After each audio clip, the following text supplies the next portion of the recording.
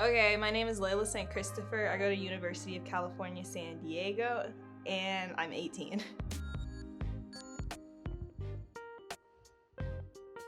I would say my mom, because she's such a patient woman and such a forgiving person, and I think that's definitely where I struggle with a lot. And she keeps like such a positive attitude no matter what. And she's one of those people you can never tell things are going wrong in her life just by the way she kind of presents herself. And that's how I want to be, essentially, is that I can still like keep it together. Also, I'm such a big believer in like how you act is a reflection of you and not the other person. And I think when she always keeps such a like calm demeanor, even when people are not being the nicest to her, it reflects how she's just a calm person. Proud of accomplishing? Oh, so I have a Seal of Biliteracy in Spanish.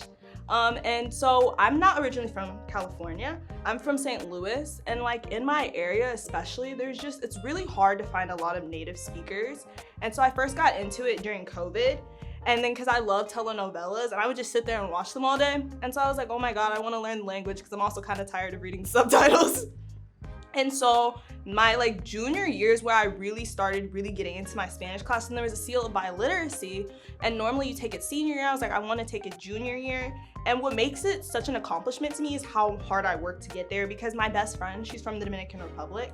So her parents, like her mom especially, she just didn't really know English that well. So I would come over to her house, even when she was not there, I would come over to her house, practice my Spanish with her mom. I would like learn to watch the telenovelas with like Spanish subtitles. I would read books in Spanish, and like there's this like technique, if you go to sleep listening to something, it's easier for your brain to kind of like remember it. So I would always go to bed with like something Spanish in the background, like even songs. I would only listen to like songs in Spanish in my car, GPS in Spanish. I did so many things to like get that award, so it meant so much when I got it. My short-term and long-term goals. So I'll start with long-term. So my first long-term goal is I want to learn at least ASL, Spanish, and French. Because what I really want to be able to do is like travel to other countries and help dispense medicine. And it's really important for you when you come to a country to speak that language instead of expecting them to know English. Because when I went to the Dominican Republic this summer, actually, like I realized kind of what it's like when people like you're trying to explain something and people just do not understand you because of a language barrier. Just because like even in the Dominican Republic, they speak a lot faster, the accent is just, there's so much going on. I was like, oh my God, this is how people feel when they come to America. Like this sucks. And so therefore, I realized if I want to travel to all these places and help all of these people, I'm gonna have to learn that language. I shouldn't come in expecting that, because you can't, because I have a lot of allergies, and so it was so hard to communicate my needs when there's a language barrier, an accent barrier. So therefore, if I want to help all these other people, I need to adjust to them. They shouldn't really have to adjust to me. So that's kind of explains the language thing. My second long-term goal, I want to be a clinical pharmacist. And so because again, I've had a lot of like kind of issues with allergies and like health issues. And so I always knew I wanted to get into medicine. And so after kind of some trial and error, I kind of decided on pharmacy. And so that's why I'm actually at UCSD. They have a 7-year program. So yeah, clinical pharmacy. The first cause or issue, I definitely want to say racism. I feel like just because I've been a victim of it, and not just that, but like I don't like microaggressions.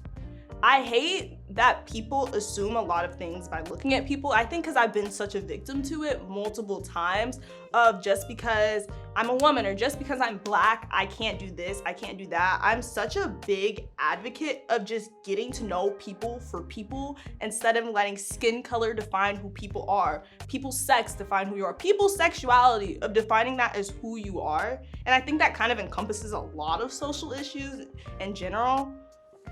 Find something you complain about, and then make a difference from that. When I was in high school, I like ran a little hygiene drive, because I remember every time I went to the bathroom, I would be like, why is it always so musty in here?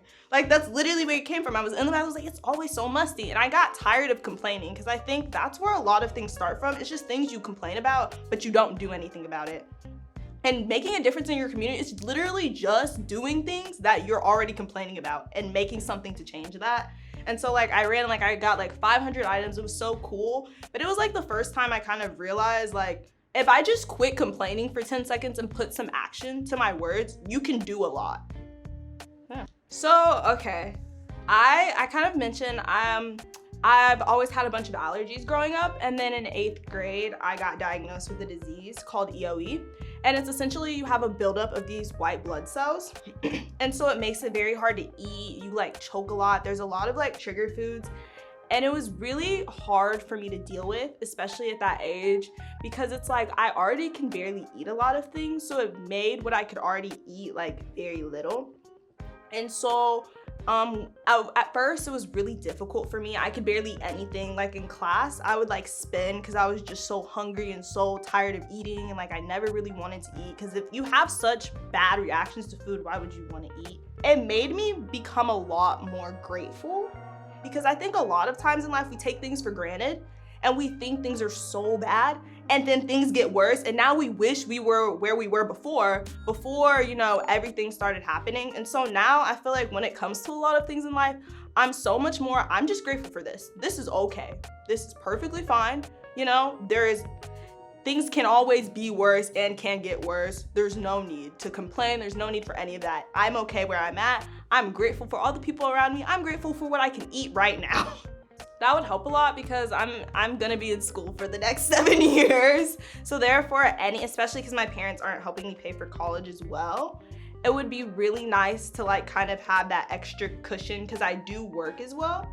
And so therefore, it's just like something else to kind of not make me have to worry about money as much, essentially. And again, 7 years. So like I'm from out of state. I'm from Missouri. And so therefore, like I do get in-state tuition because my dad's in the military, but even covering that is like kind of difficult. And again, for the next 7 years, so that's like a lot of money. So any chunk of money I can get would be really helpful.